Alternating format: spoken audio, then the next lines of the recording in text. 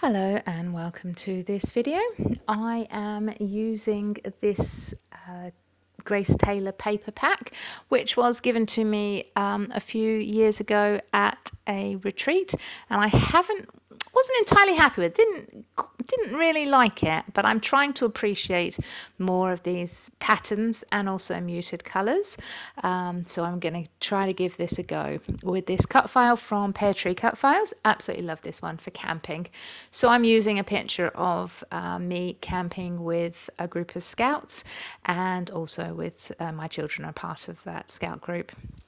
So I'm picking out some of the colours that are in the clothes, the red and the blue. That's what I was pointing out there and showing you. I am going to use this tree background because I figured we're in a forest. That's fantastic. I have found this little offcut that obviously I used for a flag on a previous page, and I'm trying to make sure that I can cover this tree with it perfectly. And every time I go to have a look at it, I find that I can't. So I have found yet another piece of this paper, and it's a little bit bigger, so I am able to cut round this. So I'm going to cut round the cut file with the green. It is a tree paper, so it's sort of a wood grain paper. So I am cutting round this. I do fast forward it because you don't need to see me cut round all of it. Some people glue their cut file down before they cut. I tend to, I don't know whether it makes it easier or harder. I tend to sort of stick my cut file down just gently with the tackiness of what it's lifted up off my Cricut mat, really, onto my paper and cut it, because I like to be able to bend it away from the cut file if I'm having trouble with a particular area of the cutting. So I don't actually stick it down until after I've cut it.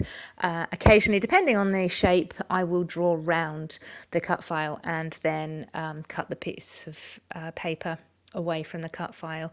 It's always an issue of potentially damaging the cut file if you cut with it there, but with the tree, that's what I did.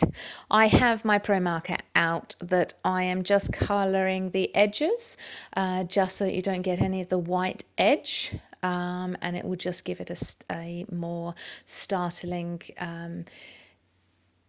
finish. When you look at the page, you won't see any of that white, so you'll see just the background, and then you'll just see the black, because I've done that around the tree, and I do that with around the rest of the cut file as well. So because the tent's not a hard thing to cut, I have layered that down and drawn around it, and then realised there's another little bit that I needed to draw, so I put it back down and draw around that. So now we're going to have this light blue tent, and I just find this cut file is absolutely gorgeous. It is really, really nice, and a brilliant one for pictures of scouts camping. So I'm going to glue those down now and get that in place. You can see there's a little window as well. There's a little rolled up window that will go onto the tent after I've stuck this down, which I think is just a lovely finishing touch to this cut file.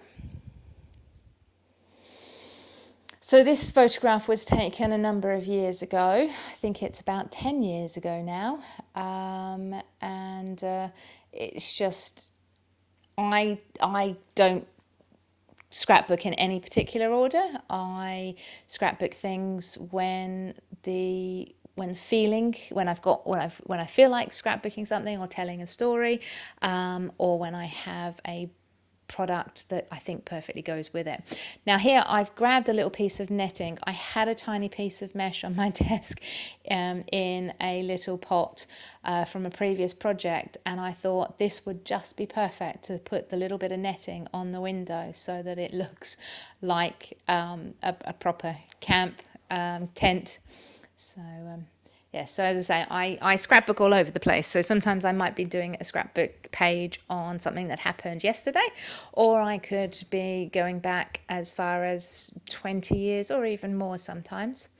I've cut that backpack and backed that as well, which I did off camera, but I've done that in brown and in the red for the roll mat. Now you can see that piece of black obviously is where I cut the cut file from, and also where I cut a cut file previous to this actually is another page that I have a video for, my home page, which is a cut file that my friend Zoe made for me to use. And as you can see, I'm therefore recycling that piece of paper in order to give me a background for this, because I thought, again, the page needed to be anchored, and so that just that tiny slither of black around the edge just makes all the world of difference. It just really makes the page pop. So I'm just looking for a journaling pocket here that I can put on this page, and somewhere for me to do a bit of hidden journaling, which I'm not going to do on video, because what I wanted to do was list out all of the name of all of the scouts that were there. So I've opened up these letters. Now these are all different colours, the colours that go with the pack. I usually don't like letters like this in all different colours, but I go out and I try to find as many in the same sort of colour. So you've got the word cub in the orange sort of colour, and the word camp is all in green. I play around with where this is going to go and how it is going to sit.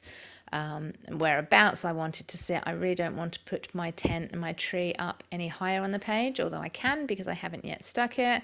I'm looking at sideways and on angles and straight the way across, and I'm really not entirely happy with this.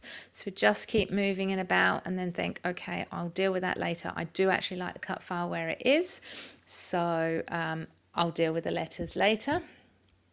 So I'm now just going through some of the other bits and pieces in the pack. This is a little book with little stickers, and here's some ephemera as well. So I quite like this banner. Not banner, it's a rosette. So I quite like that and think that I might put that on the page just to go up in perhaps in the right hand corner of my photograph to sort of edge my photograph, and again to take away a little bit of edge. I obviously realised that I hadn't put my light back on there, so just turn the light on. Thank you very much, the lights have come on.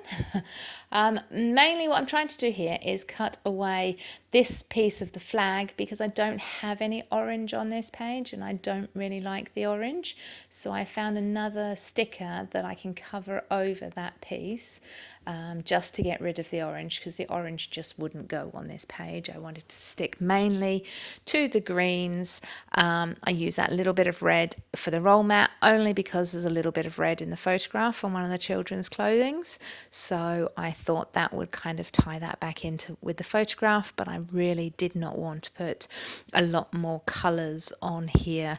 I liked the layout as it was, and although I don't particularly like that paper with the trees, I actually think it's turning out quite nice with this page, because the cut file cut in the black is so stark, so striking, that it kind of draws your eye away from all that pattern, and sort of browns. There, it's not a. I do like bright colours. It's not an inspiring colour choice for me, but it is always nice to use something different. And if you can use something different and be happy with the product at the end, that's even better. And I do have to say that I do like this page. I do like the way that it has turns out. So yes, so just struggling with a little bit of foam, taking the backing off a foam pad, which I often do. So we're sticking that down now, getting that in, and then I've just popped down the pegs. I didn't bother backing those, so they just have the green coming through those. And now I'm looking at my flag and thinking about where I might like to put that, and perhaps a little cluster of other things. So now it's time to stick down my backing, because you can see perfectly there where I've cut out. When I did layer my Cricut up to put these down, I do move away from the edge so that I can always come back and use this piece of paper as a full border or frame. So I'm just sticking down some of those extra little bits, and that then will make a nice strong solid page as well, because there's still quite a lot of material in that black card. So now I'm just looking at some of the other embellishments. I've got like a little woodland animals, and I'm just popping those, thinking about where I want to pop those and having a look at what else I have got in this pack. So the page has come along quite nicely. I have decided I don't like the title. I don't like those letters. So I have decided to pull out some other letters from my stock. So I'm going to use the word cubs or cub in a bigger font, which is a foam font, and then this is a flat font. So we're doing Cubs at Camp, so basically the same sort of title as I had before, just in a slightly different manner. And I do think it fits lovely and just fits perfectly there, and ties in with the black of the cut file. So I've just picked out some Spiegel Mums sequins here in order just to give a little bit more bling. There's a tiny bit of bling in some of the embellishments from the stickers that I've put on here, so this just adds a little bit more sparkle to the page.